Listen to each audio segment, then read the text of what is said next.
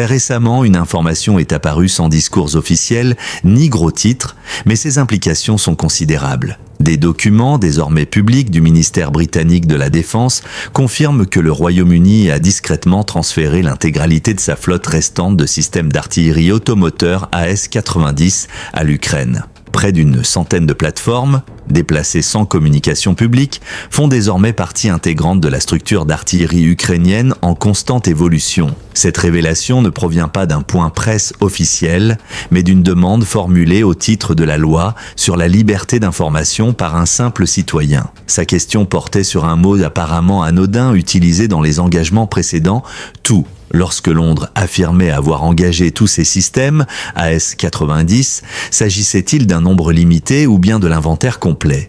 La réponse a été sans équivoque. 99 obusiers AS-90 opérationnels, tous encore déclarés en service, ont été transférés dans leur totalité. L'AS-90 n'est pas un symbole politique. C'est un obusier automoteur blindé, éprouvé sur le long terme, conçu pour fournir un appui-feu fiable tout en restant mobile dans des conditions de combat exigeantes. Développé à la fin de la guerre froide, il devait remplacer des systèmes d'artillerie plus anciens et offrir une meilleure survivabilité, davantage de vitesse et une plus grande flexibilité opérationnelle. Au fil des décennies, il s'est forgé une solide réputation de robustesse et de précision. Chaque AS-90 est équipé d'un canon principal de 155 mm compatible avec les munitions de l'OTAN, ce qui lui permet de s'intégrer sans difficulté aux chaînes logistiques occidentales. Il peut passer du déplacement à la position de tir en moins d'une minute, mener des engagements, puis se repositionner rapidement afin de réduire son exposition aux contre-frappes. Ces différents modes de tir permettent au commandant de choisir entre des rafales brèves,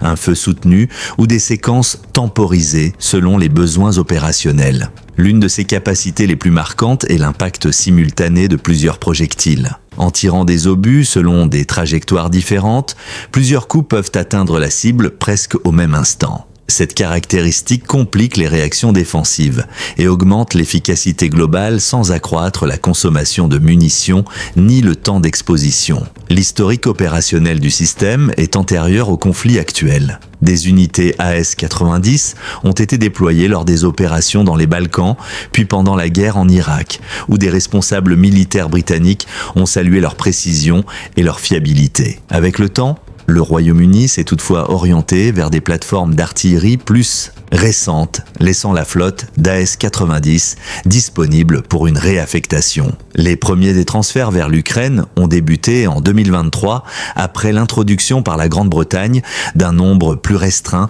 de systèmes archers modernes au sein de ses propres forces. À l'époque, le sort des unités AS-90 restantes demeurait incertain. Les documents récemment publiés confirment désormais que tous les systèmes encore opérationnels ont été livrés, accompagnés d'unités supplémentaires destinées à la maintenance et aux pièces de rechange.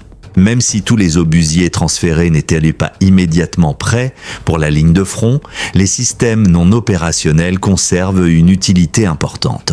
Ils fournissent des composants de rechange, prolongent la durée de vie des plateformes actives et réduisent les pertes liées à l'usure, aux frappes ou à l'équipement détruit lors d'opérations prolongées. Cette profondeur logistique est souvent aussi précieuse que les systèmes eux-mêmes. Pour l'Ukraine, l'AS-90 ne remplace pas les moyens existants, mais ajoute une couche supplémentaire à un arsenal déjà diversifié. Les forces ukrainiennes exploitent un mélange de plateformes héritées de l'ère soviétique et de systèmes occidentaux modernes. L'AS-90 se situe entre ces deux catégories, offrant mobilité, résistance et compatibilité OTAN, dans des terrains difficiles et sous des conditions météorologiques rigoureuses. Sa capacité à fonctionner efficacement par temps froid et sur des sols boueux le rend particulièrement adapté à l'environnement local. Cela permet aux commandants ukrainiens de faire tourner les moyens, d'équilibrer les avancées et les retraits et de sélectionner le système le plus approprié pour chaque engagement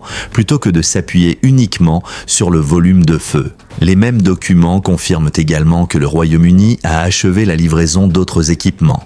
Il s'agit notamment d'obusiers automoteurs M109, de canons légers L119 et de plus de 160 véhicules de reconnaissance chenillés. Chaque système remplit une fonction spécifique allant de l'appui-feu à la mobilité en passant par la coordination du commandement et la logistique. Des informations concordantes font aussi état de transfert continu de missiles de croisière Storm Shadow à longue portée. Ces moyens ont déjà été utilisés pour mener des frappes précises contre des infrastructures, des centres logistiques et des postes de commandement situés loin derrière les lignes de front, en privilégiant la perturbation plutôt que l'effet spectaculaire. Pris dans leur ensemble, ces livraisons révèlent une tendance cohérente.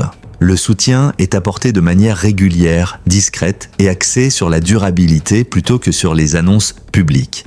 Il s'agit de la contribution d'un seul partenaire. Le réseau de soutien plus large de l'Ukraine comprend de nombreux États européens et alliés internationaux, chacun fournissant des capacités différentes, allant de la défense aérienne à la surveillance et à la mobilité. Les conflits modernes sont moins façonnés par des événements isolés que par l'accumulation de décisions prises dans la durée. Au-delà du matériel lui-même, ce transfert met en lumière un aspect souvent sous-estimé de la guerre contemporaine, le tempo. L'artillerie ne se résume pas à la portée ou au calibre, mais à la rapidité avec laquelle une force peut détecter, décider, agir et se repositionner. Des systèmes comme l'AS-90 soutiennent ce rythme en réduisant le délai entre la détection et l'engagement et en limitant la fenêtre de réaction des forces adverses. Concrètement, cela permet aux unités ukrainiennes de mener des frappes courtes et contrôlées, d'appuyer les éléments de manœuvre, puis de se retirer ou de changer de position avant que des contre-mesures ne soient organisées. Cette capacité devient particulièrement importante dans un conflit marqué par l'usage intensif de drones, de moyens de surveillance et de cycles de ciblage rapides. Les positions d'artillerie statique se sont vulnérables. Les systèmes mobiles, au contraire, compliquent le ciblage et obligent l'adversaire à engager davantage de ressources pour des résultats moindres. La faculté de l'AS-90 à se déplacer rapidement après le tir, réduit les pertes, préserve l'équipement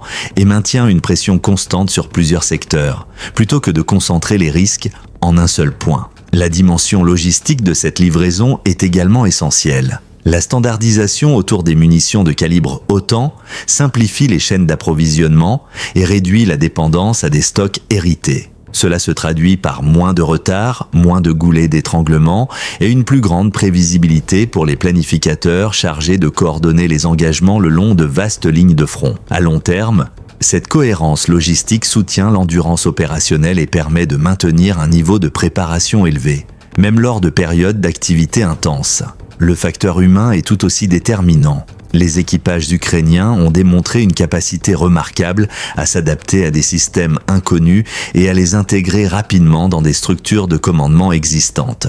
Les filières de formation, les routines de maintenance et les doctrines opérationnelles ont évolué à un rythme soutenu, souvent plus rapidement que ne l'anticipaient les observateurs extérieurs. Cette adaptabilité garantit que les nouveaux équipements ne restent pas inutilisés, mais qu'ils soient intégrés aux opérations quotidiennes avec un minimum de perturbations. D'un point de vue stratégique, ces évolutions influencent à la prise de décision des deux côtés. Une force capable de réagir avec souplesse, d'absorber les pertes et de préserver son matériel dans le temps acquiert un avantage non pas par des percées spectaculaires, mais par une accumulation progressive d'atouts. Ce transfert fait partie de ces décisions.